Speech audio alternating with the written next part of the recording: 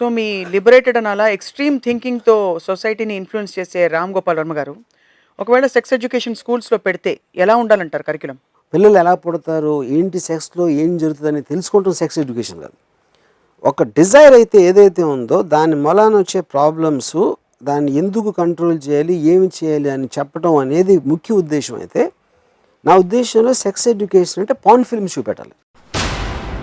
Porn films చూపించినప్పుడు, ఎందుకంటే వాళ్ళు ఎలాగో చూస్తున్నారు, ఎవ్రీబడి నోస్ సెల్ ఫోన్స్, వాళ్ళ కంప్యూటర్లోని ఒక ఏజ్ వచ్చిన తర్వాత కొంచెం ఏమాత్రం సెక్షువల్ ఫీలింగ్ కలగనప్పుడు ఎలా వాళ్ళకి ఇంట్రెస్ట్ ఉండదు. వాళ్ళు కార్టూన్స్ చూస్తారు, ఏదో చూస్తారు. ఎప్పుడైతే కలిగిందో అది తెలిసి తెలియని వయసులో దాని మీద ఏమాత్రం ఇంట్రెస్ట్ వచ్చినప్పుడు వాళ్ళకి ఆల్రెడీ యాక్సెస్ ఉంది, వాళ్ళు చూస్తున్నారు.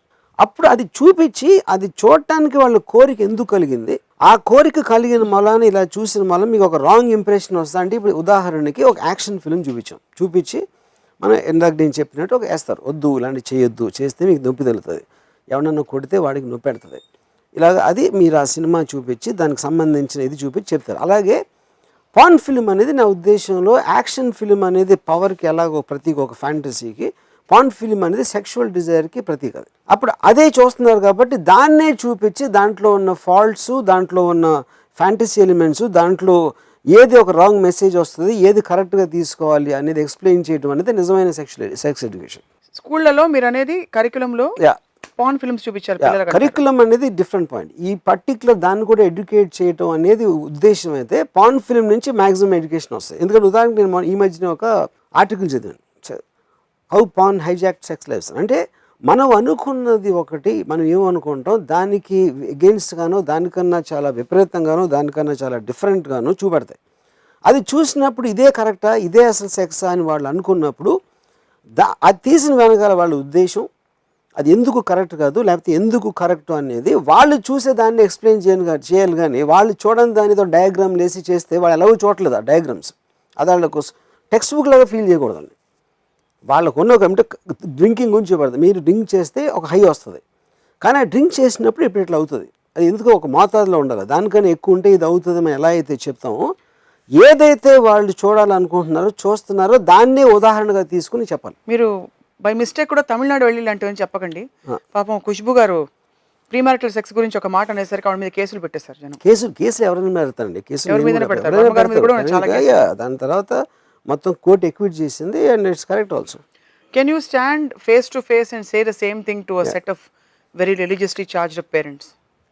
Of course you can say this. నేను లాజిక్ చెప్తున్నాను, ఎందుకు చూపెట్టాలి, దాని మూలాన ఎక్కువ ఉపయోగం ఉంటుందని చెప్తున్నా. ఎందుకు చూపించట్లేదు చెప్పండి. ఎందుకంటే వాళ్ళకి సిగ్గు, వాళ్ళకి అలాంటిది అసలు అది లేదు అని వాళ్ళ అబద్ధాలు చెప్పుకుని. సెక్షువల్ అవేకనింగ్ అనేది ఒక హ్యూమన్ బీయింగ్లో ఒక న్యాచురల్ ప్రాసెస్లో వస్తుంది, ఏ ఉన్నా లేకపోయినా.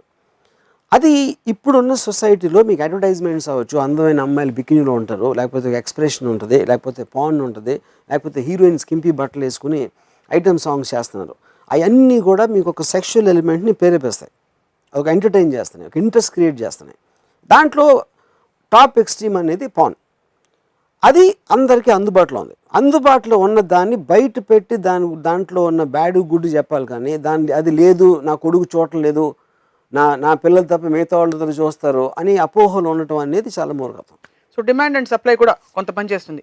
సప్లై ఎప్పుడైతే ఎక్సెస్ అవుతుందో డిమాండ్ ఆటోమేటిక్గా తగ్గిపోతుంది. కాదు, అది మీరు చెప్పేస్తే మీరు బయటకు తెచ్చేది. ఇప్పుడు అందుకని ఎక్కడెక్కడ మీకు సెక్షువల్ ఫ్రీడమ్ ఉన్న కంట్రీస్ ఉన్నాయో క్రైమ్ రేట్ కానీ అది అందరికీ తక్కువ ఉండడానికి అది రీజన్. ఇది సైంటిఫిక్లీ ప్రూవ్డ్ రీసెర్చ్ డేటా. ఇది you're talking of crime rate in general, sexual crime also. ఎందుకంటే రిప్రెషన్ అనేది మీరు బయట పెట్టినప్పుడు ఆ ఫ్రీడమ్ వచ్చింది కాబట్టి మీరు దాన్ని దాసేసి ఉండరు కాబట్టి దాన్ని organisations who fight against these rapes internet లో ఈ రోజు విచ్చలవిడిగా ఈ వెస్టర్న్ కల్చర్ వచ్చేసింది, పాకేసింది. దీని వల్ల టీవీలో బూతులు, సినిమాలో బూతులు ఇవే చూపిస్తున్నారు. అది వాళ్ళకి తెలియని తనం వలన. ఎందుకంటే వాళ్ళు ఎవరు కూడా నేను అనుకుంటా ఒక సైంటిఫిక్ రీసెర్చ్ అనేది ఎలా జరుగుతుంది అనేది వాళ్ళకి మీనింగ్ కూడా తెలీదు. వాళ్ళు చదివేంత వాళ్ళకి నాలెడ్జ్ ఉంటుంది అనుకోని నేను అనుకోను. ఎందుకంటే చాలా క్లియర్గా మనుషులందరూ అన్ని చోట్ల ఒకటే. మీరు డేటా చూసుకోమన్నా, డేటాలో మీరు డేటా చెప్పాలి, కానీ ఊరికైనా అరిసి అలా చేస్తే అవ్వదు. ఓకే చెప్పారు, ఇందాక నేను ఎగ్జాంపుల్ ఇచ్చాను. ఒక ఎగ్జాంపుల్ ఏమి ఇచ్చాను, ఇలాంటి బొమ్మలు వచ్చేస్తున్నాయి, బూతు సినిమాలు వస్తున్నాయి అని చెప్పిన వాళ్ళే అదే కంట్రీలో సన్నీ లియోన్ సినిమా 50 కోట్లు థియేటర్లో కలెక్ట్ చేస్తుంది. అంటే ఏంటి దాని అర్థం ఏంటి? ఈ చెప్పేది మహిళా ఒకటి, చేసేది ఒకటి సంఘాలు అంటారు. ఎవరెవరైతే ఉన్నారో వాళ్ళందరూ కలిపి మొత్తం దేశంలో అందరినీ కలిపినా కూడా ఒక థియేటర్ అంటారు, ఒక షో. అంతే. ఎందుకంటే వేరే వాళ్ళు ఎంతమంది జీవిస్తారో వాళ్ళకే ఉన్నాయి మనోభావాలు. కొంతమందికి ఇష్టం అవ్వచ్చు, కొంతమందికి కష్టం అవ్వచ్చు, కొంతమందికి ఏదో అవ్వచ్చు. బట్ ఫ్రీడమ్ ఆఫ్ సొసైటీలో everybody has right to do what they believe as long as it is not affecting the freedom of another person. దాన్ని రిస్ట్రిక్ట్ చేయటం అనేది తప్పదు. సో అది వర్మ గారు ఇచ్చే సొల్యూషన్. రైట్. ఇది రామ్ గోపాల్ వర్మ గారి ఐడియాలజీ. ఈరోజు వివాదాస్పద అంశం గురించి మాట్లాడడం కానీ దీని వెనకుండే ఉద్దేశం మాత్రం ఖచ్చితంగా ఒక ఐడియాలజీని, ఒక ఇజంని బయట పెట్టే ప్రయత్నం మాత్రమే.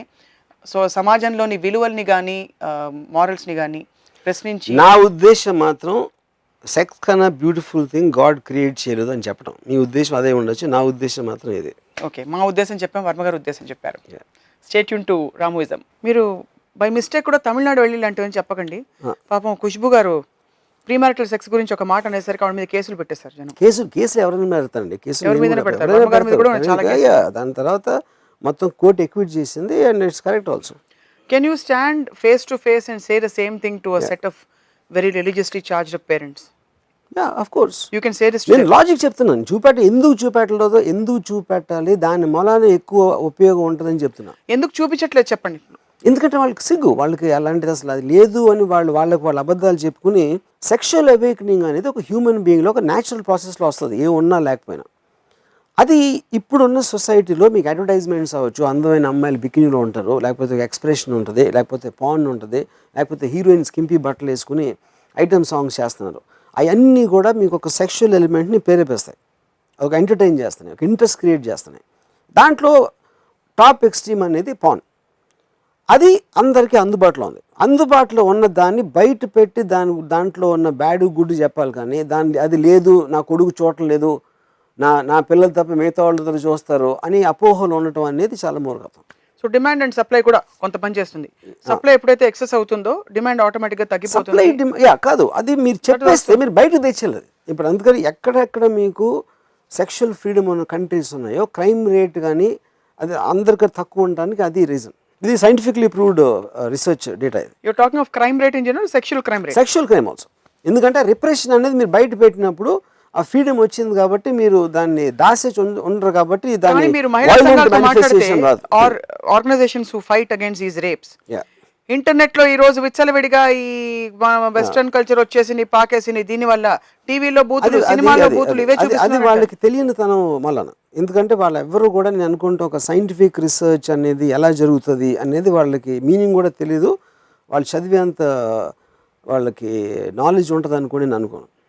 ఎందుకంటే చాలా క్లియర్గా మనుషులందరూ అన్ని చోట్ల ఒకటే. మీరు డేటా చూసుకోమన్నా, డేటాలో మీరు డేటా చెప్పాలి, కానీ ఊరికైనా అరిసి అలా చేస్తే అవ్వదు. ఓకే చెప్పారు, ఇందాక నేను ఎగ్జాంపుల్ ఇచ్చాను. ఒక ఎగ్జాంపుల్ ఏమి ఇచ్చాను, ఇలాంటి బొమ్మలు వచ్చేస్తున్నాయి, బూతు సినిమాలు వస్తున్నాయి అని చెప్పిన వాళ్ళే అదే కంట్రీలో సన్నీ లియోన్ సినిమా 50 కోట్లు థియేటర్లో కలెక్ట్ చేస్తుంది.